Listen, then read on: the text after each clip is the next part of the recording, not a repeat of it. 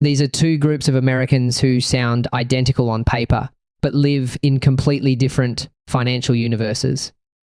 This is the story of how the top 1% of retirees and the top 1% of America became two very different clubs with two very different price tags to get in. Here is the number that catches almost everyone off guard. Cracking the top 1% of all US households requires a net worth of roughly $13.7 million, which is the figure Investope cites from the most recent data, while the Federal Reserve 2022 survey of consumer finances pegged that threshold at 11.64 million, depending on which data set you pull. The entry ticket to America, wealthiest 1%, sits somewhere between roughly 11.6 and $13.7 million.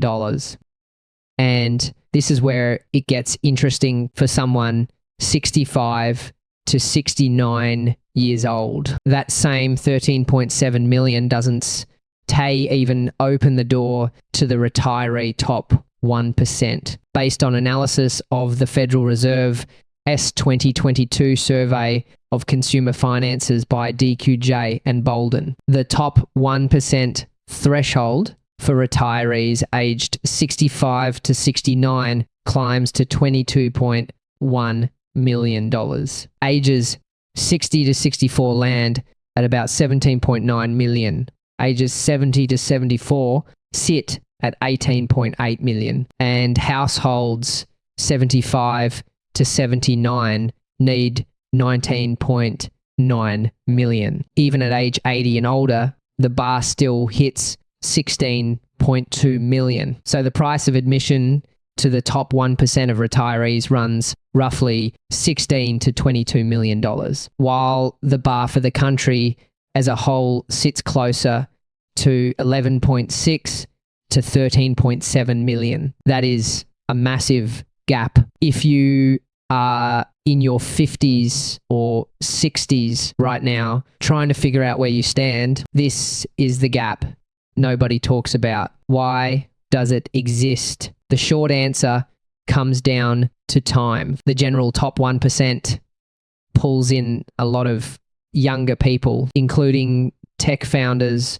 finance professionals, executives, and entrepreneurs in their 30s and 40s who built fortunes quickly. Retirees in that same 1% have had 4 or 5 extra decades to compound their savings based on Fidelity's analysis of Federal Reserve data. Average net worth peaks between ages 65 and 74 at roughly $1.79 million. And Bolden's data shows wealth usually tops out in that same window before drawdowns. Required minimum distributions and healthcare costs start pulling it back down. The dollar threshold is only half the story though. The other half is what is actually sitting inside the portfolio. And this is where the two groups look like they're playing completely different games. Back in November of 2023, the Federal Reserve Bank of Richmond published an economic brief by John Bailey Jones and Irvine Nelakantan that examined portfolios across the wealth distribution. For the general top 1%, the breakdown turns out to be striking. Business equity accounts for about 41% of the portfolio for white households in that group. Stocks pull in another 31%, and real estate sits at just 23%, with mortgages barely registering at -3%. Translation, the general top 1% is rich because they own pieces of companies, whether that is private businesses they built or large stock portfolios. Retiree portfolios look almost nothing like that. Across older households generally, the same Richmond Fed brief found that the stock share rarely climbs above 15% of assets, and business equity rarely tops 5%. Real estate dominates instead. And here is a detail that genuinely surprised me, which is that among retirees, nearly a third of all debt comes from credit card balances. Put those two pictures side by side. The general top 1% concentrates in private business equity and stocks, while the retiree top 1% has usually already sold the business, taken the distributions, paid the taxes, and shifted into a more diversified mix of real estate, retirement accounts, and lower risk holdings. They cleared a higher bar to get there, but they carry their wealth in a fundamentally different shape. This also reshapes who actually ends up wealthy in retirement. And this part might be the most useful thing in this video. Back in 2019, Ramsey Solutions ran a national study of millionaires that surveyed 10,000 millionaires. And the top 5 professions weren't hedge fund managers or tech CEOs. The list reads engineers, accountants, teachers, managers, and attorneys. Roughly 20% received an inheritance. Only 15% held a senior leadership role during their career. And about 70% earned less than $100,000 a year on average across their working lives. Compare that to how the general top 1% gets minted. Forbes published a breakdown in April of 2024 that ranked the sources of billionaire wealth, with finance and investments taking the top spot, followed by technology, manufacturing, fashion and retail, food and beverage, healthcare, and real estate. Those are industries that produce fortunes quickly, often before age 60. The retiree top 1% builds slowly instead through decades of saving, investing in retirement accounts, and refusing to let lifestyle inflation eat the paycheck. The income side trips up a lot of pre-retirees.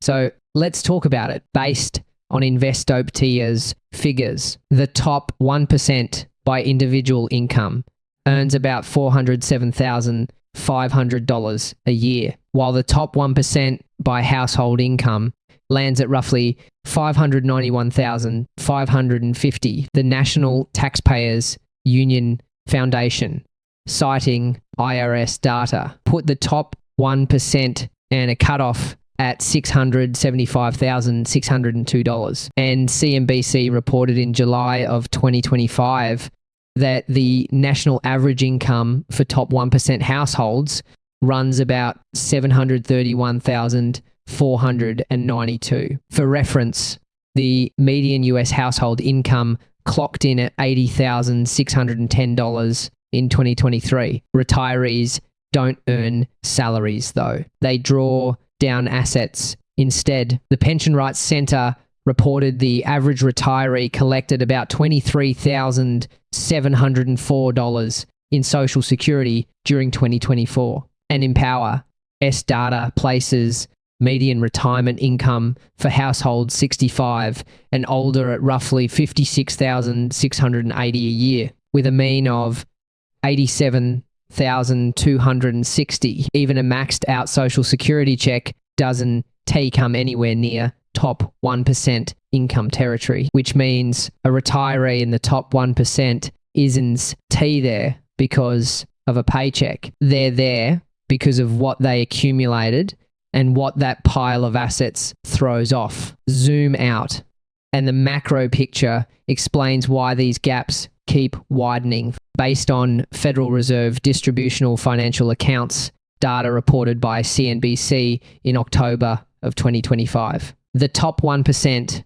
hit a record $52 trillion in wealth during the second quarter of 2025, while the top 10% reached $113 trillion. The top 0.1%, with an entry point around $46 million, has nearly doubled its wealth since the pandemic to over $23 trillion. The top 10% now owns more than 87% of all corporate equities and mutual fund shares. And the top 1% holds about 29% of all household wealth, which compares to 28% back in 2000. That share has stayed fairly stable. What is changed is the absolute dollar growth, driven almost entirely by the stock market. Mark Zandi, chief economist at Moody's Analytics, spelled out the obvious risk to CNBC, saying that the economy is being powered in big part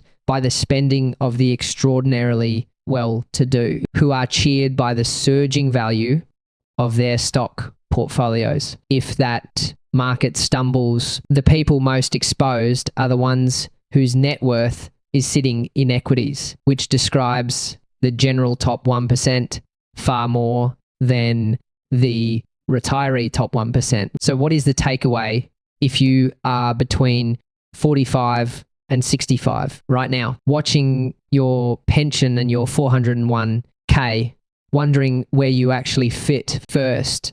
Stop comparing yourself to the wrong group. Headlines about the top 1% almost always reference the general US number, which lands somewhere around 11.6 to $13.7 million. Aiming at the top 1% of retirees, though, means targeting closer to 16 to 22 million, depending on your age. And honestly, you probably don't need to aim there at all. The top 10% threshold for retirees runs roughly $2.5 to $3 million, which is a target a high saving dual income household can realistically reach. Second, how you get there matters more than the number itself. The Ramsey study and decades of Federal Reserve data point to the same boring playbook, which is max out the company retirement plan.